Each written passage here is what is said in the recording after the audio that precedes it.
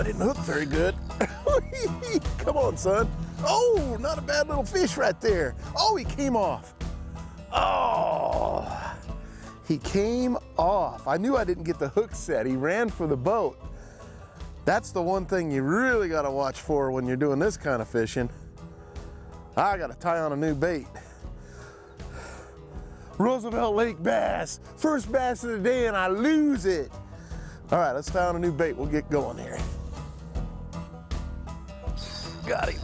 I got him that time. Come on. There we go. There's a little Roosevelt Lake bass. 2 casts later after missing that other one. Told you I'd go right back out there and catch another one. Come on in here, buddy. Come on. Come on. You're not a big one. Don't act like you're that big. Come on now. As I would normally say, not a big one, but a fun one. Right here at Roosevelt Lake in February. There you go. He's about a pound. I want to give him maybe about £1.10 or £1.05 or something like that. Anyways, today, folks, we're at Roosevelt Lake, mid-February. It's cold. I waited to get on the lake today. We just got on the lake. It's like 10 o'clock, and because I didn't want to freeze to death, basically what I've done is I pulled into an area where I can just kind of hit the outsides of these trees. This tree line is perfect because it offers some deeper water out here and it kind of drops off in this little area. So this time of year, what I like to try to do is I'll come out and you can throw reaction, do things like that, and cover a lot of water and catch fish. But you can also come out to the ends of these trees, these bushes, and throw a little Senko and get out there and just kind of slowly work some of this stuff. I like to work the edges. If you work the edges, it allows the fish to run a little bit deeper. It's cold water, they're a little lethargic, and they will eat though, they will eat. I like throwing weightless stuff in there, like my Senkos, and just kind of let it flutter down in front of the fish, kind of finesse them a little bit, and catch them. Now, the one thing that these trees offer, if you look, is what I call lanes, where you can actually hit the bank. You see the rocky bank over here? There's a lane you can throw in. So you can throw back there in that lane through these bushes and just kind of ease the bait out through there. And a lot of times those fish will be sitting in those lanes as well. So we're gonna just kind of work this area a little bit and go down the bank and see if we can catch some quality fish today. But more than anything, just get bit and have fun. Got him. Got him. He was hanging out by that tire over there that's floating over there. Come on. Just fish the outside here. Oh, that's a little bit better fish. Little Roosevelt Lake bass. There you go. Come on. Come on. Oh, you're not very big. Come on. You know you want to come in the boat. All right. We just caught him by that tire. And the tire's black. It's obviously, they'll hang around that just for the heat. Get up there, it'll be a little, the sun hits that tire. Plus it's still early yet. But, man, what a fish. You know, we're just kind of moseying down the bank. I'm going in and out of cuts, trying to see where the fish are migrating. This time of year, a lot of times what happens is the fish, when the water starts warming up in the afternoon, they'll start migrating towards the backs of cuts and things like that. As long as they got some deep water to run to, I really feel they'll be back there. Plus they have the shelter from all these bushes. And what we're gonna try to do is just go down and, you know, try to find out where the fish are pretty much located. It's hard because they're kind of, you know, in and out, in and out. So you'll catch some on the outsides, then you'll go in and catch some on the inside. So what we're throwing today, folks, is just a little 4-inch watermelon black flake Senko. I like this size Senko when I'm throwing it on my spinning outfit. And the key for this is I'm going subtle because the bite's not that good. Matter of fact, it might be what I would call maybe a little early for this kind of bite, but they're still biting it. But I love to go with something a little more subtle when I'm throwing it on the spinning outfit. If I was throwing a 5-inch or something like that, a little bit bigger, a 6-inch, then what I'm gonna do is go to a bait cast reel. Like if I really find I gotta toss into the wood, I'm gonna go with a bait caster with some heavy line and get it in there. But in saying that, because we are throwing this weightless, I like to kind of go around the trees. If I can throw in the lanes, I'll throw it with the spinning outfit. Now, what I'm doing is throwing a TRD spins. It's made by Z-Man, and it's got a little post on it with a little barb on it that goes in the end of your bait. And it's just got a little tiny blade on it. And I'm sticking it in the tail, not the fat end, but on the tail end where it's tapered. I'm sticking that in the end of the bait. And it holds really good, it really does. It's kind of long. You want your bait to look as straight as possible, so get it in there straight, okay? And that's the bait I'm throwing. Now, the other thing that's really key for me is they make light wire 3/0 hooks and a little bit heavier wire 3/0 hook. This is an owner hook. I like that in a 3/0 or a 2/0, okay? That's an offset shank, wide gap hook. And all I'm doing is I'm taking this bait in the head and I'm just going to the bend of the hook, just like so. Now, I'm gonna pull it out. I'm gonna bring it around.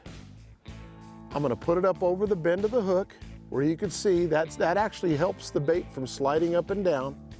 Then I'm gonna see where it should be straight. I'll pinch it up a little bit, bring the hook through. I like to bring the hook all the way through the plastic because it's a lot of plastic, and then I'll skin it. I'll back it up a little bit and just put the point of the hook underneath the skin of the bait. That's what I'm doing, okay? Simple. I'm using a 10-pound test fluorocarbon leader, and I'm using a 12-pound Berkeley Nanofill white line. And the reason why I'm using white is because this particular line, this Nanofill line that I like, has a neutral buoyancy to it. So only go down with the bait as it falls, okay? But I can see everything.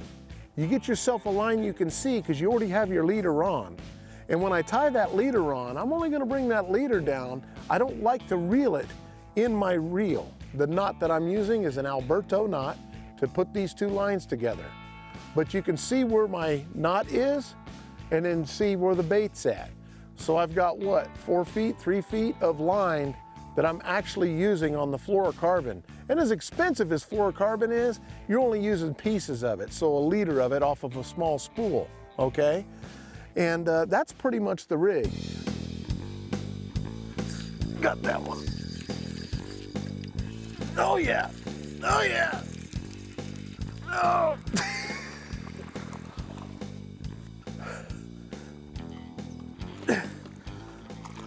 All right. You thought you were getting away, you little dude. I only lost a couple of you, boy. Yeah. I threw back behind that stuff, and that little dude was up there. Little buck bass. That's what I like to call them, you know, when we're starting to go into the spring. Because when we get into the spring, what ends up happening is these fish, when the water starts warming up, and it's usually, you know, end of February, mid-February, the water will start warming up that 55, 56, 57 degrees. And when it does that, these fish like to start working their way back into the shallow flats and back in the shallows to make beds for spawning. And it's usually the first ones to do it are the males. You can catch them on the points at this point, and you can catch them going to the backs of cuts. We could probably go all the way back to the cut and still have a little success. We've had these bluebird skies. We have a moon, which you can kind of see behind us starting to come out. And so I am finding them a little tighter to the cover than just sitting out. And you have to dead stick it a little bit, let it fall down, and then kind of pull drag the bait. And that little blade will twirl that we got on there, and they'll eat it. Oh, there's a good one. I got him in the bush. Get out of there. Get out of that bush. Oh, I thought it was a good one. No, he was just behind the bush. Look at that little guy. You felt like you hit like a 10-pounder. Little buck bass. Come on. Does that even count? I don't even think that would have been a keeper. But he got me in the tree and I felt like I got a bigger fish than it was. That happens. You know, a lot of times I'll throw back in there because I like that thicker stuff. So you got the thick trees back there, you got the little thin bushes here, but back there you got the little thicker stuff. And I know the bass like to hang out in that. And so I throw behind a bush or something to get back in there and they'll get me all tied up. But if you don't risk it, it's hard to get bit sometimes. You gotta take a risk once in a while. Got it. You get that one. I didn't get a good hook set in him yet. There he goes. Come on, son. Ooh. Oh, all right. I saw my line tick right there. That's where having that white line helps me a lot. All right, come here. No, you're done. Don't you sling my bait off now. All right. I made a move. Came to something a little steeper and a little bit more drop-off stuff where it's a little closer to the bank, and just caught that fish. Beautiful bass right here at Roosevelt Lake, but it really does make a difference having that white line, because I threw it out there, I watched my bait fall, and I watched my line jump. And when you watch the line jump, it gives you time to set the hook. But what they've been doing, and I've lost a couple fish today, is they'll hit it and they'll come straight out toward the boat. And when they do that, you got to catch up to them and then set the hook. These fish are trying to move up. You know, one thing that'll help you this time of year that's, I think, really important is trying to find some of the warmer water, some of the sheltered areas. That water's going to warm up a lot quicker. It'll come up 2-3 degrees during the day. It might come out 2 to 3 degrees out on the main lake and go from 50 to 53 throughout the day. But if you find some sheltered cuts, some sheltered coves, you might even come up to 54, 55. Right now we're in 57.7 degree water temperature in the middle of the afternoon. So, you know, we found some sheltered area, and those fish will be more active. You can go from no active fish to some active fish.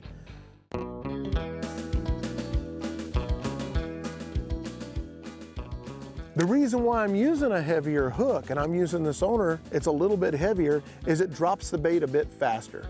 There's times I like to use the lighter wire hook when I'm just throwing the Senko by itself and letting it float down when the fish are real shallow, really slow. This helps pull the bait down a little quicker, okay, without using a weight, and it allows this blade to spin a lot better for me as it's fluttering down. So the whole thing kind of, actually when you throw it in there, because of this being heavy, it'll kind of back up and do this, but the spinner just spins on the way down, and then when you pull it up, it starts spinning just like it does, looks like that.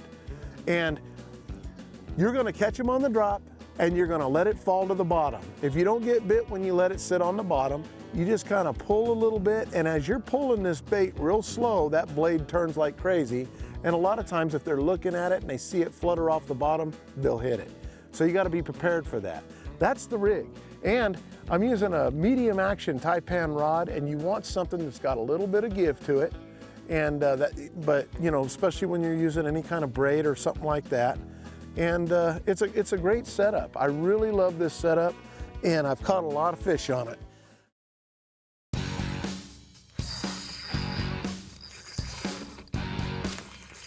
Oh, that's a good one. That's a good one out of that tree. Oh, come on. Oh. Hey, he gave it to me. Look at that. I threw right there in the heart of that tree right there. He was up there, shallow. Up there, shallow. Hello, bass. Oh my goodness.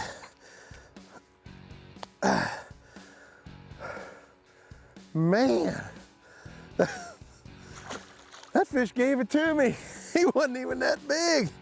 I'll tell you, he got down on the tree on me a little bit.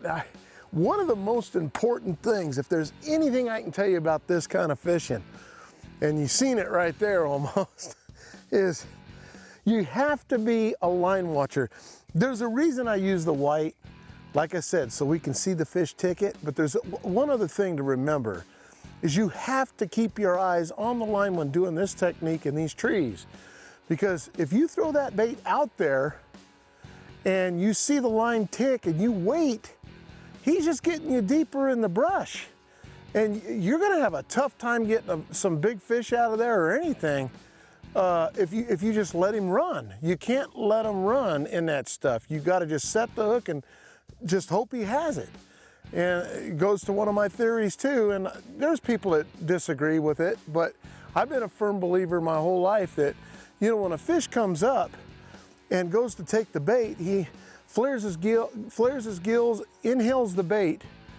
Usually that second bite you feel as you're pulling on it is him spitting it out when he realizes it don't feel real. So usually when you feel the bite, he's got the bait. There's times they do grab the tails, things like that, but that's why they say hook sets are free. You can throw back in there. If he's wanting it and he hasn't felt the hook, he'll get it again. But the thing is, you gotta pull these fish out. So when you see the strike, you've got to get that fish out of there. You just gotta reel up and set the hook. Because man, they'll bury up in those trees bad enough as it is. You don't wanna give them any more slack.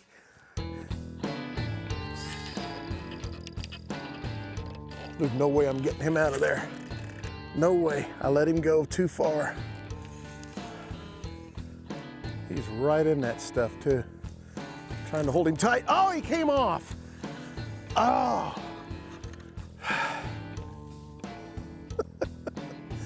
I knew when I threw in there. I knew when I threw in there.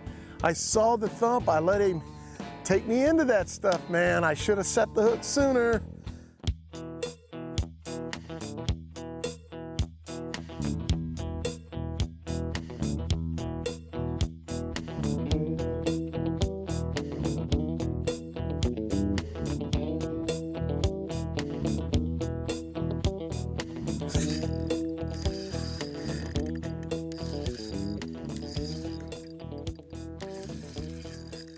No, no, no, no. Come on. I'm bringing the bush with me. Come on, son. Ooh, he came out of that bush. Come on. I don't know if he nicked my line or not. I got to be very careful with this fish. He's a good one too. He is in that stuff. I got him hooked good. I got him hooked good. He was in it. Woo. Oh my goodness, folks. I let it fall to the bottom of that brush pile and I went to go pick it up and I felt him hit it and I'm like, I'm in trouble. Yeah. That's a beautiful fish. That is the way I love to end a day. I'll tell you what, we've had fun at Roosevelt today. You got a new technique out there that I showed you that's a lot of fun to do, and goes to show you that little blade works. It really does. It's something offered differently to the fish, because there's a lot of folks that do throw Senkos, and it's so much fun to throw them, and they're unstoppable on these things sometimes. But man, when the bite gets a little slow, you're trying to find a way to get them to bite, give them something a little different to look at, a little bit dingy water. Hey, we caught fish today and had fun. I appreciate you watching. We'll see you next week. I'm Johnny Johnson. Now, see, that's what I'm talking about, folks.